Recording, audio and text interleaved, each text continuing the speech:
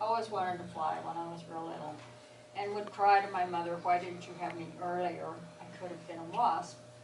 But my brother was 16 when I was born, so if mother had had me in 1928, I still couldn't have been a wasp. So, but I was so little I didn't realize that. But I thought those women were fabulous. And she was so giving. And she came back after serving as a wasp and was a school teacher. And there was a posting on Facebook, this one girl said she was my 6th grade teacher, and I learned how to fly because of her. She instilled that love and that, she said, try it, you might like it. And she was always pushing math and science to the kids. And even at the age of 90, she was still going out and talking to schools, and I drove her over to Bakersfield College Wednesday before she fell at home, and she told her whole story again.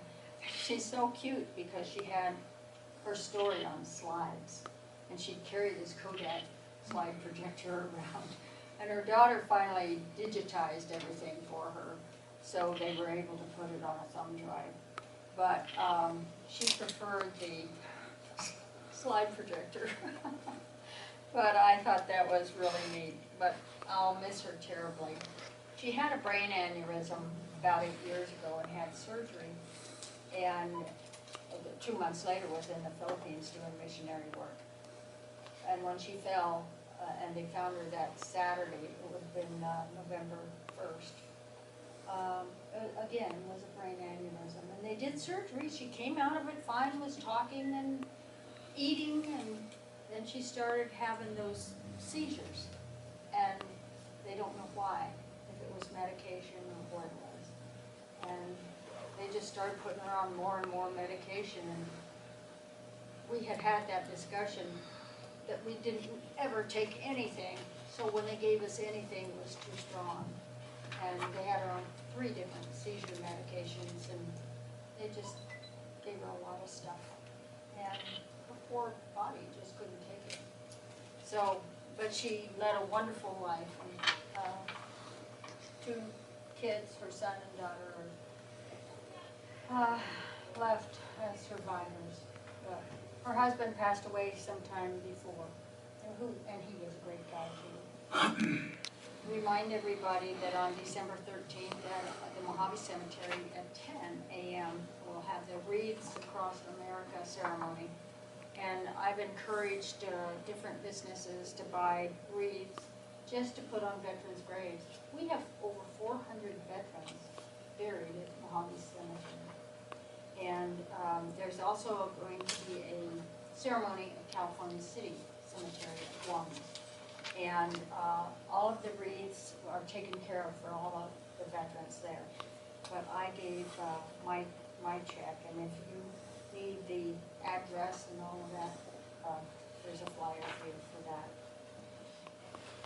And the Mojave Transportation Museum Foundation will be celebrating the 28th anniversary of the epic flight, bless you, of Voyager at Plane Crazy Saturday on December 20th, kind of close to Christmas. But that was when they did their flight. They took off on December 14th and came home on December 23rd. Thank goodness they came home. For 9 days, 3 minutes and 44 seconds. I think Dick was flying around, circled around about 3 times before he landed, just to make sure he made the 9 days.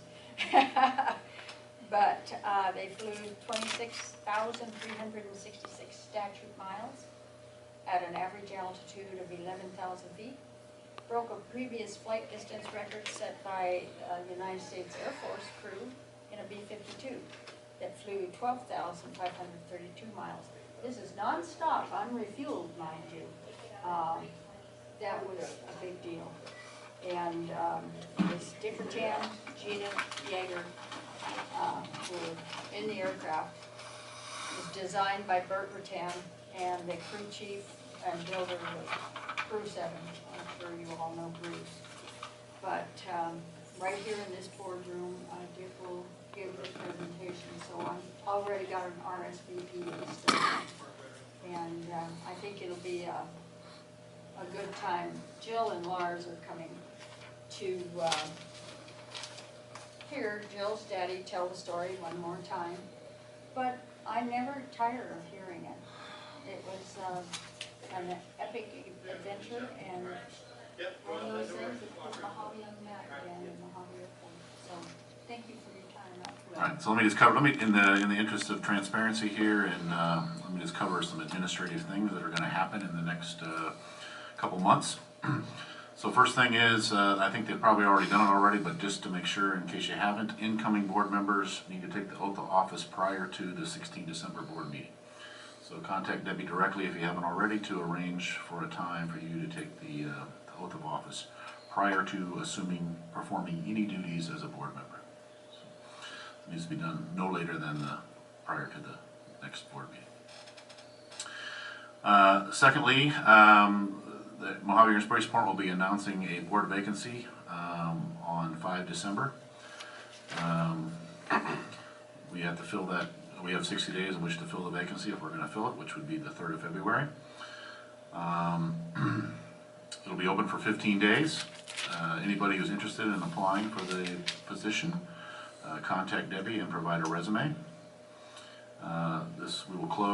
Officially it'll close on Saturday 20 December, but effectively it'll start a business on Monday the 22nd of December.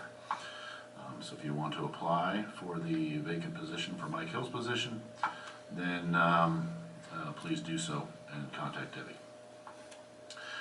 We will be having a meeting on 6 January. At that time, interested applicants can address the board as to why they would like to be on the board. That'll happen on a 6 January meeting. That'll be the primary focus of that meeting. The appointment is planned, and I say planned, to be made at the 20 January meeting, but it'll have to be made no later than the 3 February meeting, if we're going to do it within the rules for the elections. And then elections for officers on the board will occur in January, most likely at the 20 January meeting. As per our admin code, we do elections in January. Probably won't be ready on the 6th, so we'll plan to do that no later than the 20 January meeting. And that's the general administrative processes that should and are planned to occur. And to do well. And make the appointment the same meeting?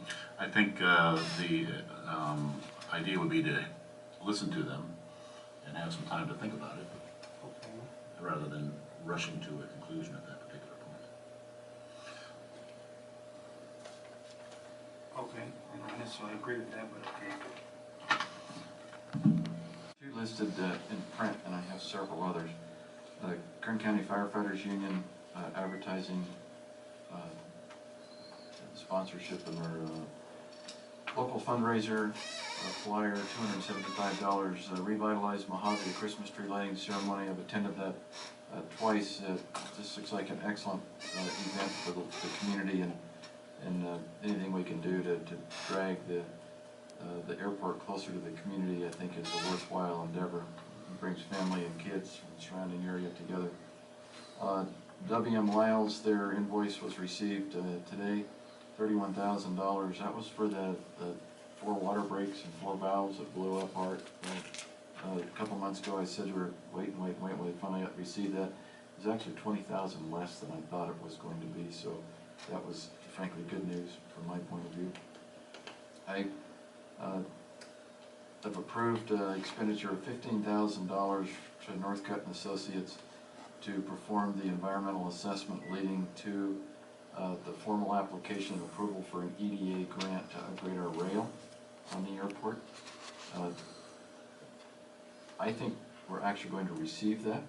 The latency in these projects is a long time, and sometimes we forget that when we applied, but the rail,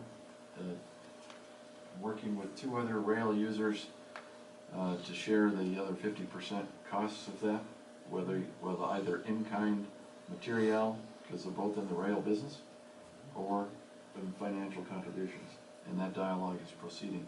So I've approved the EDA environmental, which is required in order to submit the application. The pump house upgrade is going on this week. The digital controllers are being installed. We did receive notice that Kern County released the permits for the Rising Tree 3 project, and the FAA made their determination of no hazard 2 weeks ago. Further, I'd like to thank Chairman Painter for your service over the past 13 years that I've been with this district. And I think you've been chair several times. Yes, And your last day, your current term is up Friday. Friday. I just want to personally thank you. Thank you very much. It's been a pleasure. Enjoyed it very much.